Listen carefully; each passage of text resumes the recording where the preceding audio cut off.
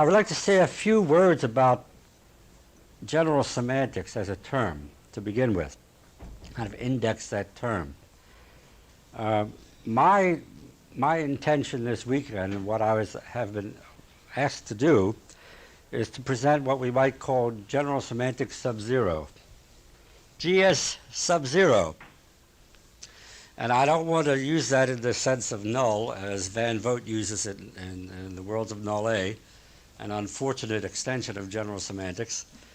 You know, when Krzyzewski used the term non-Aristotelian, he meant primarily not or beyond the Aristotelian dispensation, but fully recognizing that a lot of what Aristotle was talking about, or Aristotelian modes, are quite legitimate, but in a restricted way. That non-Aristotelian is not anti-Aristotelian. Van Vogt, unfortunately, it seems to me, by using the term null A, setting up all kinds of images of the empty set, suggests that what general semantics is about is a kind of a nothing with relation to Aristotle, and indeed that is not the case, as anyone who has read Science and Sanity knows. So I just say that as a warning. When I use GS sub-zero, I'm using simply the zero as the kind of the ultimate sort of starting point in a casual sense.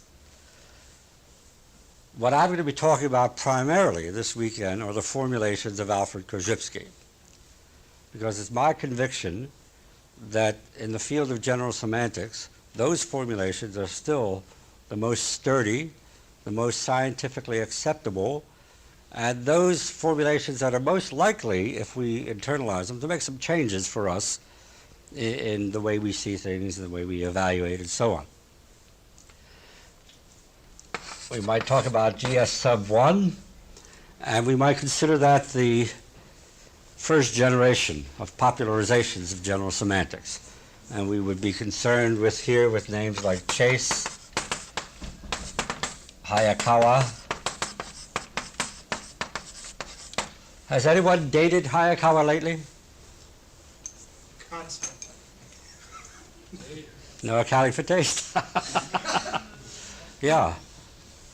Date Hayakawa. Hayakawa 1979 is obviously not Hayakawa 1941.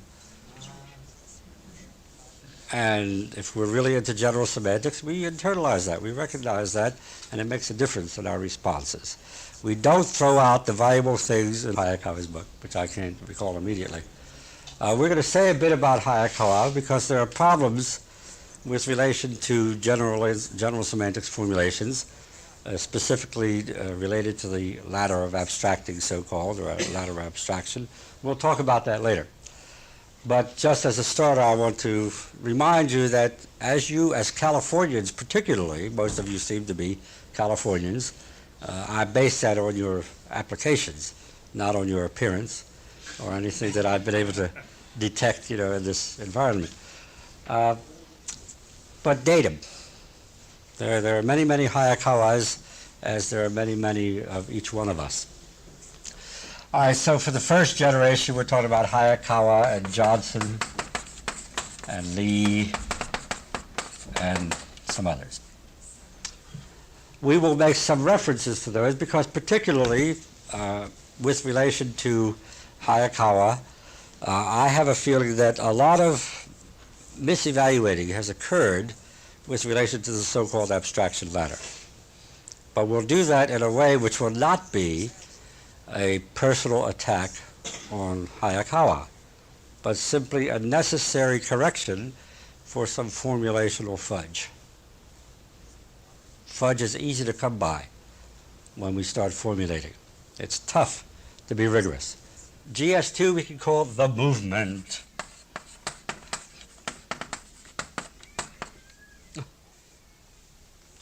In nomine Patri, et Filii, et Spiritus Sancti. Amen. I grew up that way.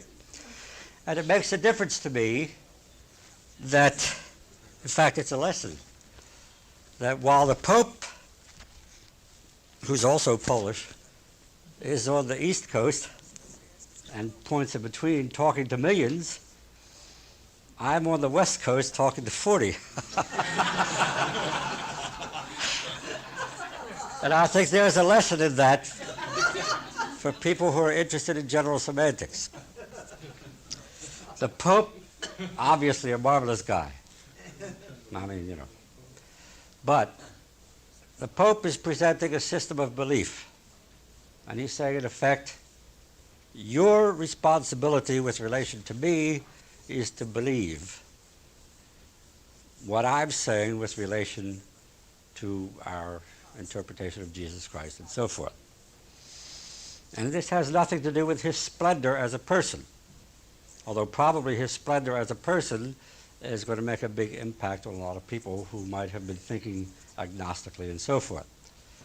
My job, much more modest and reflected in the modesty of the audience here,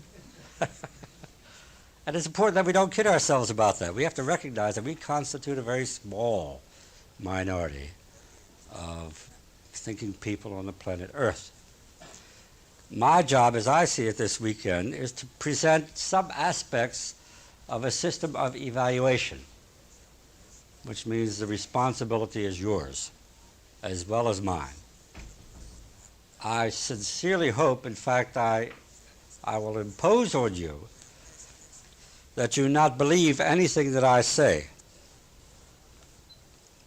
I'm very sincere about anything that I say, but you'd better not believe any of it. And your job is to simply listen, cock your ear-brain system, say, maybe. And then try it, think about it, mull it over, and maybe you'll find something within this weekend. Maybe you'll find one or two things that turn out to be useful for you. That's not bad for 75 bucks. You know, think about a lot of your past weekends. Well, etc.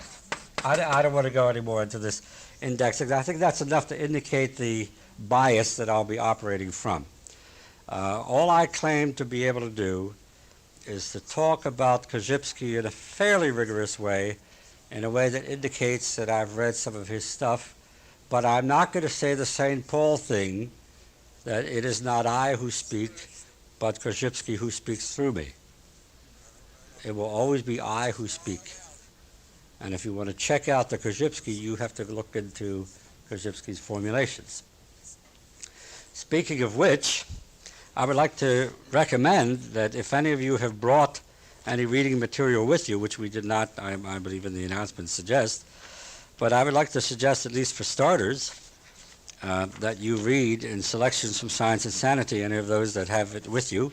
And it just happens that Russ Joyner has brought some with him from up north in San Francisco. The sections on abstracting and on the structural differential. These are at the heart of general semantics formulations, and in the short time that we have here at a weekend seminar, I really could not expect you to do any more reading than that, especially in such a seductive environment. I hope that you're also serious enough to do some work and to some thinking about what we're talking about, and that being the case, I would like you to read in Selections from Science and Sanity, Chapter 12 on abstracting, which starts on page 166, and 13 on the structural differential, which begins on page 180. I'll put that up on the board for you. I'll just put the page references. 166 and 180. Those two chapters that are cheek by jowl. Now, what I would like to do this evening, and again, the first part of what we're doing is we're going to be very much related to, well, people often say, well, if a person internalizes general semantics, what would he be like? Well, of course, the first answer ought to be that he wouldn't be like anything you ever saw, and that all the people who have done that would be different from each other. But it seems to me one thing that they ought to have been able to achieve is a certain amount of flexibility and accommodation. That as situations come up which were not anticipated, because we operate on the basis of minimum expectations, that if something comes after that's really a kind of a wrencher, that the person who has internalized some general semantics ought to be able to deal with that. Well, I almost never present myself as a case study because I consider that egotistical, arrogant, and a sure way to failure. Because I don't do all that well. But tonight, it just happened that a few hours before I just had to make a dinner engagement, I opened up my suitcase and took a look at my machine, and you see it right here. That's about the state in which I found it. Only some parts were loose, and the motor wasn't attached properly to the battery, and it wouldn't run. What am I going to do? Have a nervous breakdown? Maybe. But I'm stressing this, and I'm being very open about it, because it seems to me that this is what, or one of the things that we're concerned about in general semantics. We have our heads full of these maps, and we interact with the territory, and very often the territory does not meet our expectations. It doesn't fit the map, and we very often have a tendency to reject the territory. So what I'm going to encourage you to do is to suspend that rejection. Have a delayed response. If you can do it, you're already very much into general semantics. And if you can do it without saying, what the hell kind of a feather merchant is this? You know, I read the stuff. Pula does this, and Pula does that, and all that. And, you know, he may be assistant to the Pope in disguise. You know, and I paid my 75 plus transportation costs, a room. Whew. You know, I come here for free.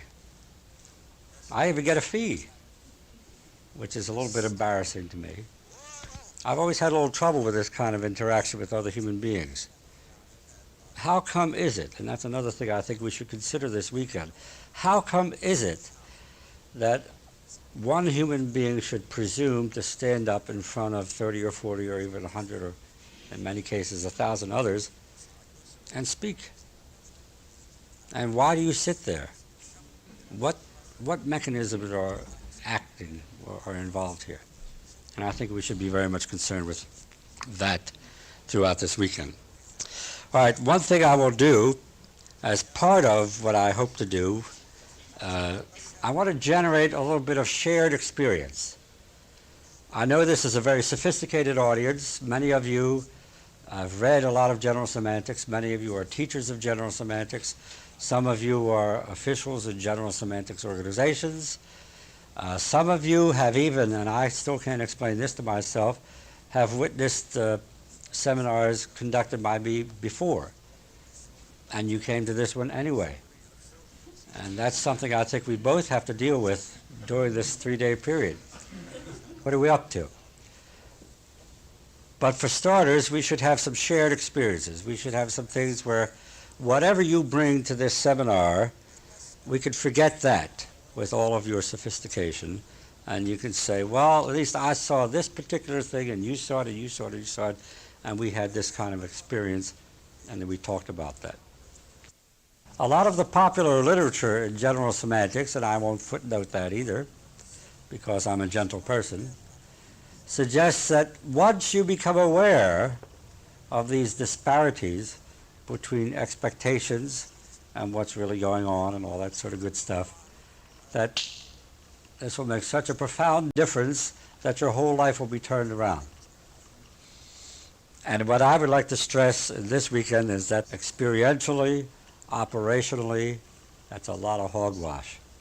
You cannot expect lifetime internalized neurochemical, neurophysiological responses to be turned around within a very short amount of time.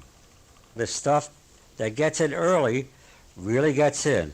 And if you're going to kid yourself that within a weekend or a few seminars or 10 years of reading Science and Sanity or whatever you're reading, that you're going to overcome all of this early programming, you're playing a fool's game. Consciousness of abstracting. The awareness is all. That's my point. I would like to suggest that we eschew the term optical illusion, because I want to suggest that at least we think about for this weekend that all of our perceptions are of the nature of so-called optical illusions. Many people, many writers, or at least some, I guess not many, have defined culture as a shared hallucination. And I'd like to suggest that we entertain that notion as part of what we're into this weekend. We're here to examine our own immersion in a particular culture, and specifically as we as individuals respond within that culture. So I think it would be very healthy for us for the next couple days to forget about what does optical illusion suggest? Well, it suggests that we can reach a point where we can obviate that illusion and see it, the naked it, the real thing. I know what's really going on before I was fooled. We do that historically, culturally, all the time. Up on the board, I have a statement which you might want to jot down if you're jotting things down. It's always a good idea to jot down. You know, when the brain makes the muscles move, but whenever the muscles move, there's a return signal to the brain. Mission accomplished. And this feedback alters brain structure ever so subtly, given one movement, but for an accumulation of movements in the shapes of letters, words, and so forth, apparently this feedback can have some more than subtle effects on brain structure. So that's perhaps an over-convoluted justification for taking notes, but there it is. And I want to stress that distinction between general semantics as a system, the set of formulations, originally the formulations of Alfred Korzybski, with some additions and modifications by some people who have worked with Korzybski or who have derived their work from his work. And we also define general semantics as a method. And this, I suppose, is one of the things that most sharply distinguishes general semantics from philosophies, things of that sort. We're very much concerned with not just making formulations, what we feel are more descriptive or more realistic descriptions of so-called reality, whatever that may be, but we also insist that these formulations have applicability to our daily functioning. So, and of course, it's precisely this method character or methodology aspect of general semantics that may have stimulated some of the shy reactions of traditional philosophers, thinkers in universities, and so forth. I would like that to be a kind of a leitmotif that goes through our 2 days together now. We'll be concerned with presenting the formulations, but we will both be concerned with trying to answer, at least somewhat for ourselves, the question, well, what do I do with this? How do I apply it? I will make some suggestions about that, but I suggest that that's primarily your responsibility. I don't know enough about you as individuals to tell you across the board how you can apply each of these formulations in detail. But as we concentrate on the formulations, and if you internalize those, we suggest that you will find all kinds of applications in your own daily functioning. We're going to talk about facts and inferences with relation to the exercise we did last night, and Jim Sutherland was kind enough to bring in a Blondie strip, which I will read to you just like Fiorello LaGuardia, but with a different accent. It shows Dagwood and Blondie in bed, and Blondie says, "Ed Truffles ran away with that school teacher." And Dagwood says, "It wasn't Ed, it was his brother Ted." And Dagwood further says, "And he didn't run away with a school teacher, she was a seamstress." And Blondie replies, "Who cares about the details, as long as I have the facts?" Okay. And of course, that's the wonderful thing about comic strips, is that these guys who do it seem to be right at that fine line between fact and inference, and they seem to have a great intuitive awareness of some of the things that we talk about in general semantics. And that's why I guess that most of the people that I know who are interested in general semantics spend a lot of their time reading comic strips.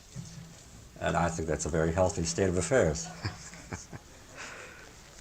Yesterday we participated in an exercise, and we found that many of us were reading something, we were getting information, and on the basis of the information we had, we reached some conclusions, which is fine, but we, without realizing it, apparently, confused our own conclusions with the factual data. We gave our interpretations, our inferences about what we read, the same value as the factual data that had been presented.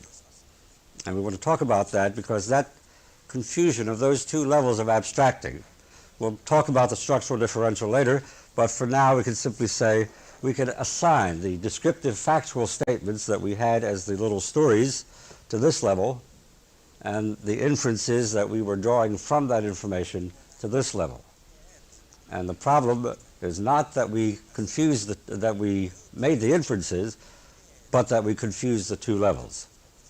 So let's talk about that a little bit. I want to present the sort of negative definition of what we might accept as a statement of fact. So we'll be concerned with two kinds of statements.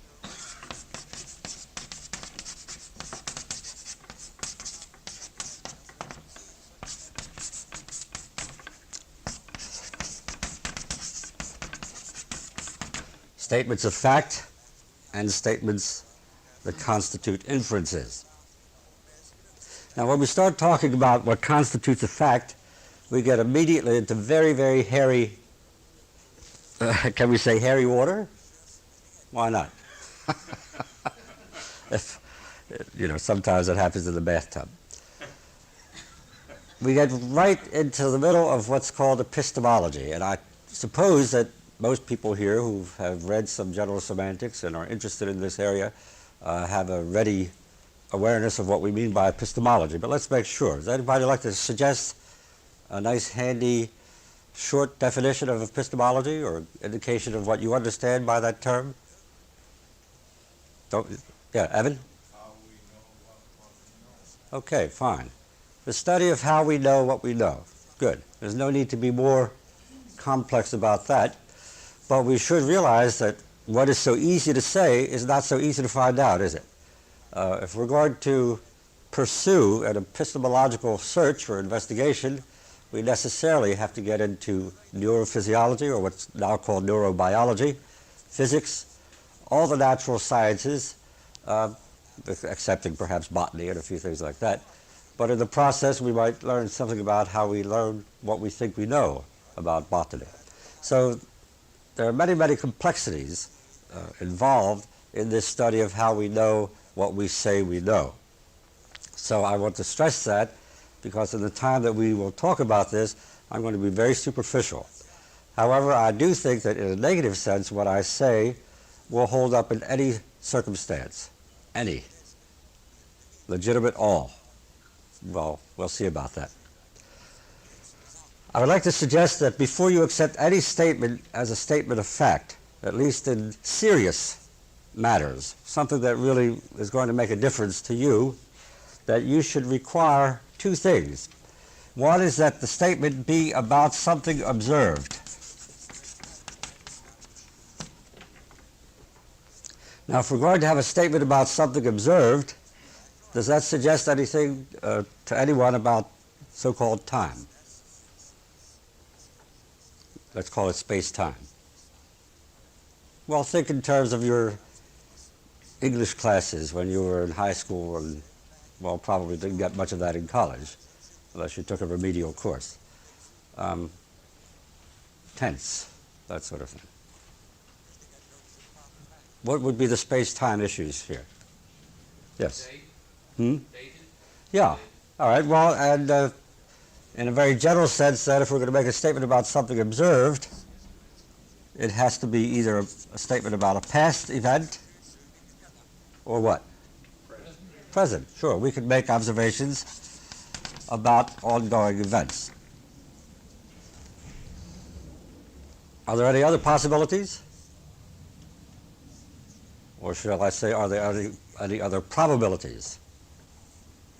Well, I think not, and I want to make that very clear. Some of you may think otherwise. After all, I'm from the East Coast, and I have the bias that the rest of the country shares about California. And I, and I figure, well, maybe in this group there are just maybe some people who insist that they can observe events which have not yet occurred. You know. All right, so there are lots of reports of that sort, but I am taking the position that events which have not yet occurred cannot be observed and are therefore not available to factual evaluation. Okay? So no statements of fact about future events. Now let's make sure at least you clearly understand my position. You may not agree with it, but it's very important that we share some sharp understanding about that. Is it a fact that this meeting will end at 12 o'clock noon? No. Okay. It hasn't happened yet. I may be about 45 minutes away from my first major stroke. I take it as a likelihood that I've already had a few minor ones. At least some of my behavior suggests that to me. And once while I'm walking around, where am I? You know, what is the evaluation of it all? All right. The major one may occur within 45 minutes, counting, and in that case, of course, will end much sooner than I anticipated. Or, I don't know, maybe you'll stay here until 12 noon and watch the corpus in delight. Corpus delightus. Is it a fact that the sun will rise tomorrow morning? Well, we know, of course, the sun doesn't rise, right? The sun and the earth change position with relation to each other, which we experience as what we call sunrise, because we all still believe the earth is flat, don't we? I was flying here yesterday, and I looked out the window and I said, it is a flat disk. I looked all around. I even went to the other side of the airplane. I excused myself, of course. And there's a big circle, and the damn thing's flat. Now, the astronauts told me that if you get up high enough, you can see curvature and all that, but I couldn't see any. So I still believe in sunrise, even though I know, as someone interested in science and so forth, that that doesn't happen. But that event that we call sunrise, is it a fact that it will happen tomorrow morning? No. Why not? Hasn't happened yet. Simple as that. It hasn't happened yet. And if we're going to limit... I'll bet on it. Oh, sure. Sure. I may go to Las Vegas in December for other reasons. You know. But we want to distinguish between the probabilities and degrees of probabilities. I'll just put a little 0 there.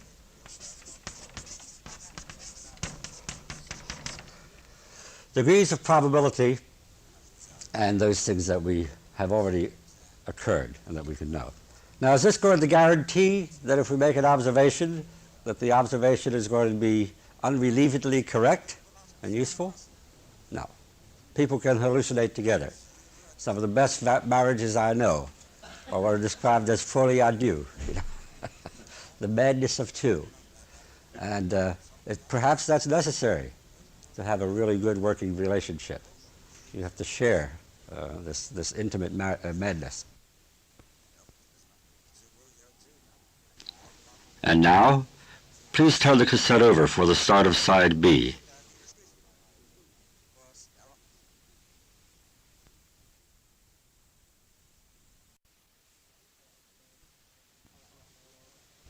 All right, so future events can be evaluated with relation to degrees of probability. Now here's where your wisdom comes into play. I think that that event that we call sunrise is surely going to happen tomorrow morning, and I would bet on it too, as much as I could muster. In fact, I'd probably even bet some money I don't have, because if it doesn't rise, it won't matter anyway. It's a no-lose bet, isn't it? Okay. Sometimes the probabilities are so high, or we evaluate them as so high, that we can, practically speaking, accept what's only a probability as pretty certain. But therein lies a trap. And if we tend to do this sort of thing as a matter of habit, as part of our orientation, our habitual patterns of evaluation, of course this is where a lot of difficulties can come into play. some of the answers that some of you gave yesterday about murder and robbery, the probabilities were pretty good, wasn't it? You were reading that, and with the various events being described there, it was not unreasonable to conclude that someone had been murdered. That's a very entertainable hypothesis, but only at that point a hypothesis, not some kind of fairly definite event that you could evaluate as a fact. Okay, so again, negative. I'm simply saying if you don't have these two requirements, oh, wait a minute, I didn't put the second requirement yet. Did you notice that? If you haven't had coffee yet, you may not have noticed it. But I've had some coffee, so I noticed it. The second requirement is that it be public. And by that I simply mean that more than one brain is involved in the observation. Now that doesn't mean that somebody can't have a private observation, which is quite correct. But I am suggesting that for very important issues, private observations are not sufficient. If it's something that really matters to me, that relates in some way to my survival or to my having a successful meeting, if I'm a business person or whatever the circumstance may be, I'm not going to be satisfied with a private report. I want to know, well, who else saw it? And of course, this is called verification.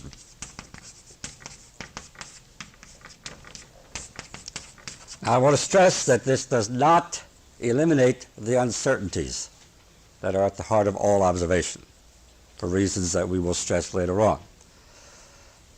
But it gives us a fairly secure negative model that we can apply to any statement. Now, by an inference, we can simply mean any statement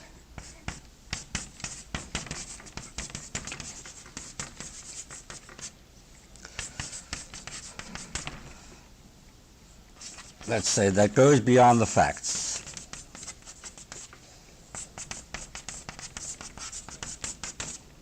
In other words, any statement that asserts more than we have been able to directly observe, past or present. It may go just a little bit beyond. The fact is that I just burped. Is it a fact that that burp was caused by my second cup of coffee? I don't know. I may have just swallowed too much air on the way over here. That's a very insignificant inference about the source or the reason for the burping. So it constitutes an inference. It's not a statement of fact. I'd like to give you a series of statements which I borrowed out of a book by Stuart Chase a long time ago, not The Tyranny of Words, but a later book. Yes? Why do you keep referring to those as negative indicators? Why not positive indicators? Do you have a problem with the word negative? You used it. I'm trying Yes. to find out why you used it. Okay. I'm using it because I'm saying that this does not guarantee. I'm not saying that if you have this, you definitely are dealing with something that's factual. All right? I'm simply saying that if you don't have these, and this is the sense which I'm saying it's a negative model, if you don't have these two requirements, then you can be pretty sure that you're not dealing with a statement of fact. And I'm suggesting that that's very secure, that negative approach to it. You know, Krzyzewski used to make a big deal about the security of negative statements. Now, the reason he felt that negative statements were secure is that they avoid or very strongly deny the is of identity. Positive statements in our usual speaking patterns are almost unrelievedly examples of the use of identity, the confusing of orders of abstracting. A negative statement denies that identity, and thereby, from Krzyzewski's point of view, gives us more security. So I'm sort of operating from that point of view here. If you have these, maybe you have real factual data and maybe you don't. All right? You've increased your chances. But if you don't have this, then I'm saying you better back off and get some more information before you accept the statement as factual. Okay? Fine. Any other comments or questions about that? Remember, this is not a belief system, and although particularly today, this morning, I'm going to be doing a lot of babbling to earn my fee, that doesn't mean that you should just sit there and swallow this stuff whole. If you have any discomfort or questions about anything that I'm saying, please do what he just did.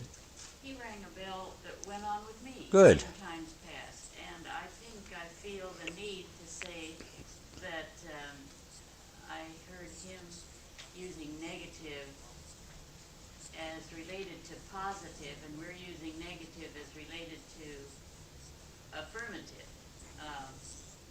in that context. All right. Instead of making an assertion, Korzybski would say what something wasn't. Yeah, and he's saying that negative assertion is more secure Right. than almost any affirmative assertion that we might make. But here again, this is a good example of the kind of undertow effect of language habits that Korzybski and Lee and Johnson and those people were talking about, is that just using terms like negative and positive. I've had people over and over again say, well, gee whiz, can't you use another word other than negative, because that sounds so, well, negative, And apparently for many of us, we have an over-restricted response to the term negative, as though negative is bad and positive is good. Well, nonsense. After all, if negative is bad, we couldn't have all of the electronic gear that we're working with, You couldn't have had all the electric technology until the algebraists came up with the negative number. Without that, you can't even talk about electronic systems. So negative must be very good in some circumstances, yes. Those are also necessary, those two could be seen as necessary conditions. They're not sufficient conditions for a fact, and we could never come up with all the sufficient conditions. Probably not. Good. Do you hear that? The distinction between necessary and sufficient. It's an old-fashioned Aristotelian distinction, but very useful. Remember, we're not Aristotelian, not anti-Aristotelian. Russ is suggesting that these requirements are necessary before you should accept something as a statement of fact, but they're not sufficient to guarantee that the statement accepted as factual is going to be unrelievedly certain. Okay, is that relatively non-opaque? No? All right, how are you hearing me at the back? Okay? Okay. I was going to ask if there's anyone who does not hear me, but I guess they wouldn't be able to answer the question. So, it's a problem. All right, let me give you the 4 sentences. I won't put them on the board to save a little bit of time, but I'd like you to write them down. And we'll see how quickly we can move from descriptive, factual type statements to inferences of various orders. The first statement, this train is going at 20 miles an hour. This train is going at 20 miles an hour.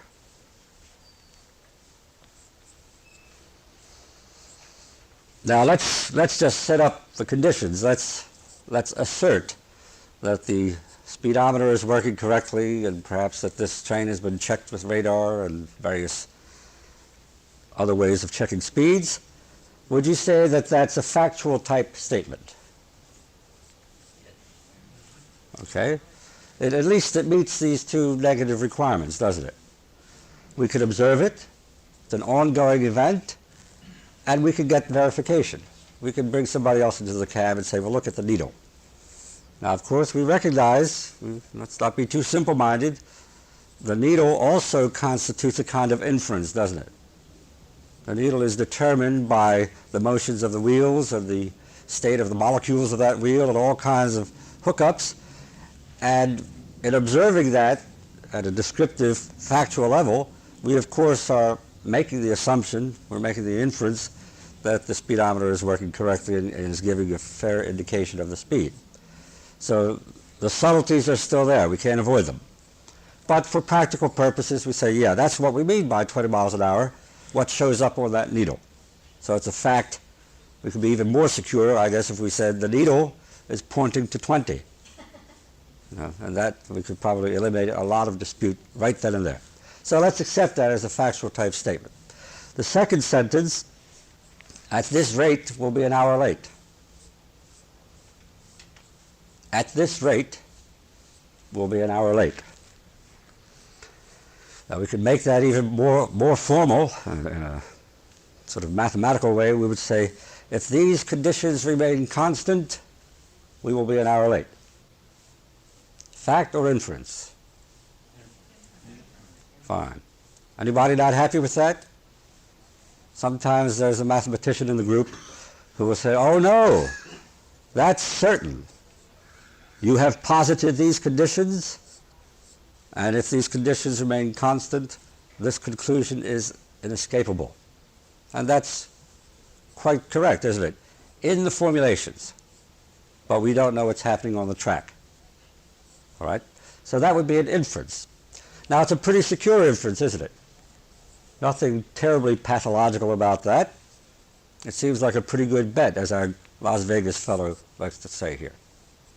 Okay? The king of Las Vegas we have. Fine. Third statement. Yes? I don't quite understand why that's the second statement is an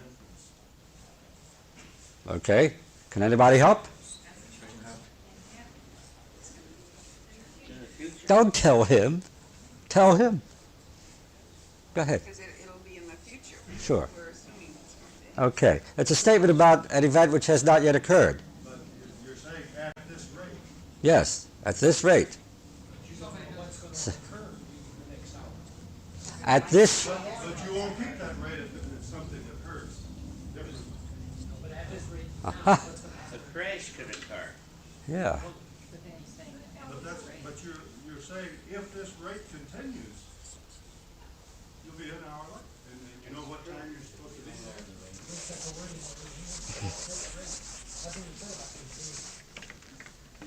Oh, well, let's say if we continue.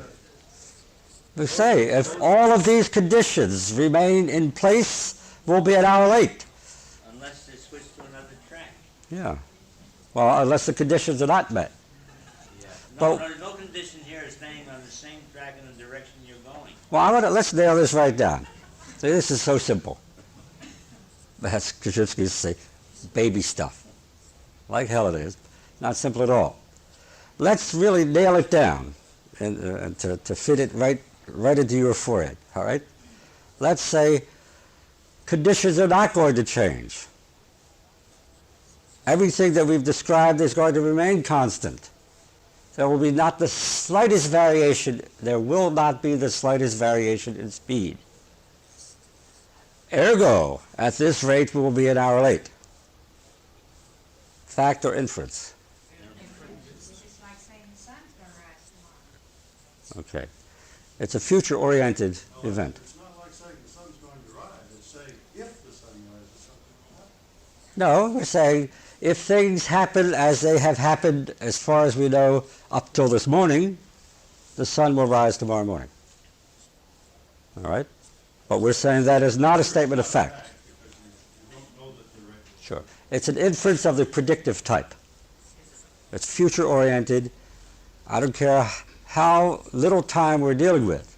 If it's future-oriented, we're making an inference. Okay? Very secure, but an inference. And I'm glad you brought this up, because this, very often will sort of give ready, almost superficial assent to what we just did, but we don't behave that way.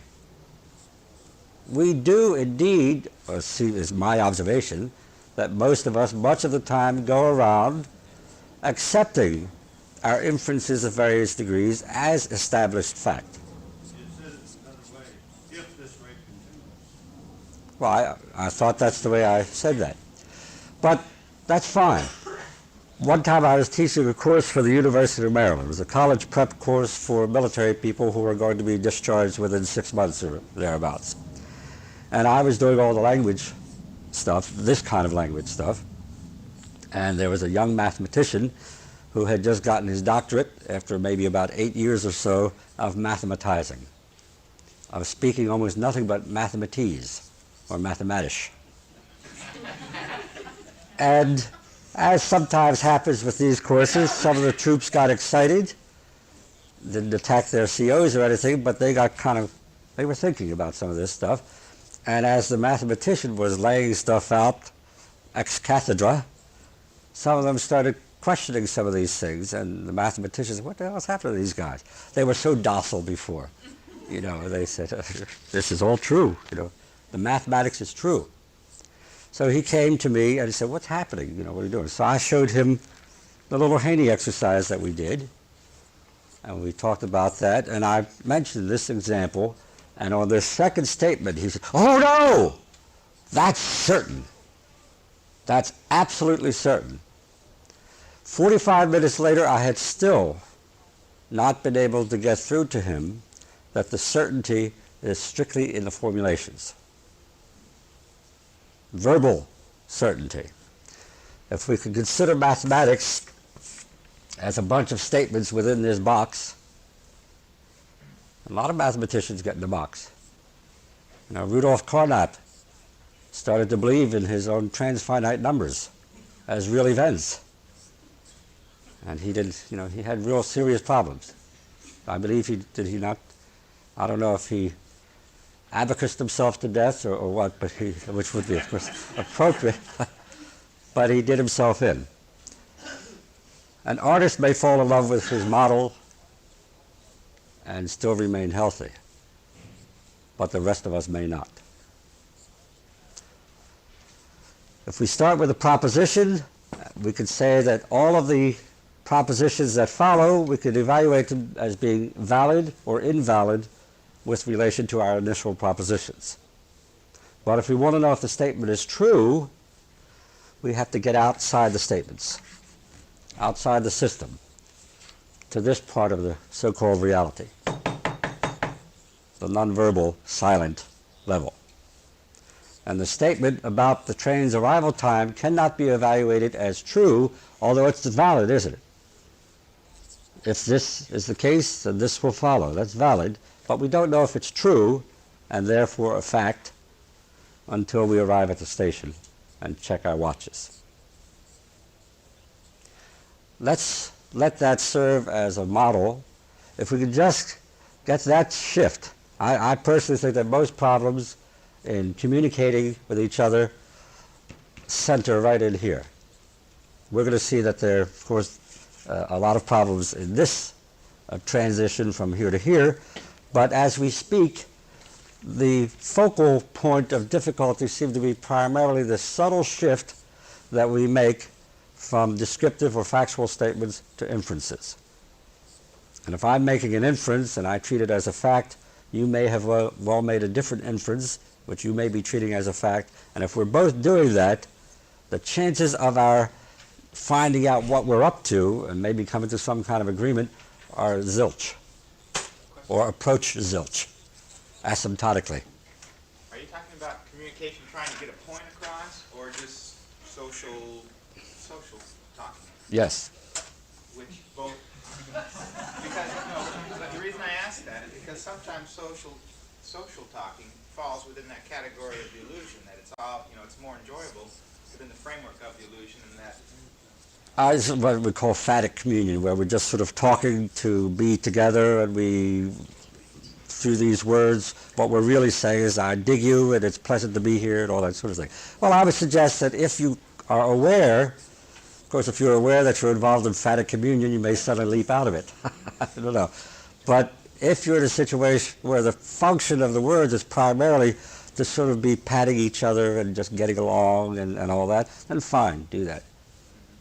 Goes well with wine and cheese and good stuff like that. All right. But if you're in the mode, the peculiarly human mode, where you want to evaluate your own statements, you want to be conscious of abstracting, then it seems to me this model is extremely useful and quite important, I think. This railroad is no damned good. Now let's admit it. Probably within the last week you were in some kind of conversation with someone and somebody said something like that and you said, true. Right on, sister, or brother, whatever. Which shows the absence of magic in general semantics. I often do that. I think I hear myself doing that. Somebody says something that I happen to agree with. I say, that's true. We share a bias. All right, fact or inference? Inference, sure. A father is taking his son on a train for the son's first train ride, and the word comes through from the engineer, at this rate we'll be an hour late. The father says, this railroad is no damn good. The son is delighted because he has an extra hour to go around and annoy the other passengers. To him, it's a terrific railroad. Best he's ever experienced. All right, the fourth statement, people ought to boycott this railroad. People ought to boycott this railroad. Fact or inference? Okay. We see an example here of what we might call inferential escalation. And it happens so quickly and so easily. Last night I had shared a delightful dinner with some of the folks here. And in thinking back on that, we had a lot of jokes and we were laughing a good bit and little things were being observed. And it occurred to me that I think probably 98% of the statements that we made to each other were inferences. And that the humor precisely derived from the degrees to which we shared the inference which constituted the joke. So that's not bad, is it? This is not an anti-inference lecture. Can you not make inferences? Could you stop? You know, Krzyzewski used to say we sit on our assumptions. What assumption are you sitting on?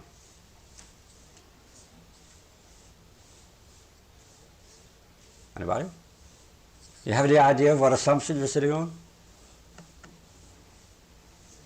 That the chair will continue to support us. Sure. That the chair will continue to support you. It's a very important assumption, isn't it? How do you feel fairly comfortable right now? You know, not too terribly insecure, depending, you know, on what you brought in here with you this morning. Suppose that you change that assumption. Would that make a difference in your behavior? Sure, I would hope so. All right, so the inferences are tremendously important.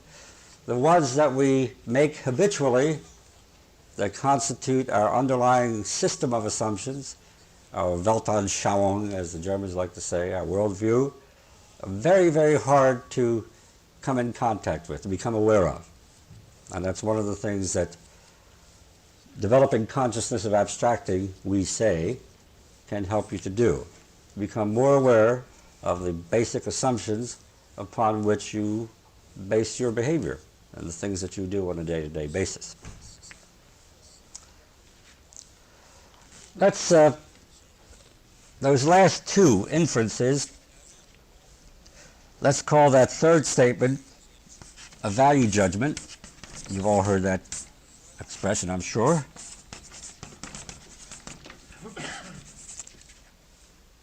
Should this be spelled with an E? Where?